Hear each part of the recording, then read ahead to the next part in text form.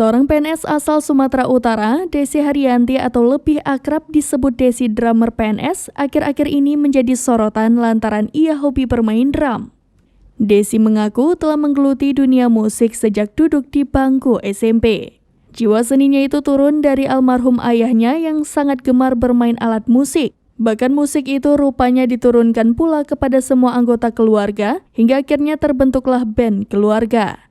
Wanita berusia 42 tahun itu sejak kecil diajarkan sang ayah bermain keyboard hingga secara otodidak belajar bermain drum.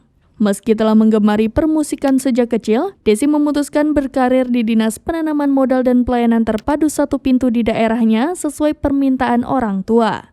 Di usianya yang sudah tidak lagi muda, Desi selalu aktif memainkan drumnya, di mana kegiatan rutin itu ia bagikan di akun media sosialnya @desi_drummer_pns. Ia bahkan diketahui masih menerima panggilan atau tawaran ngeband di berbagai acara.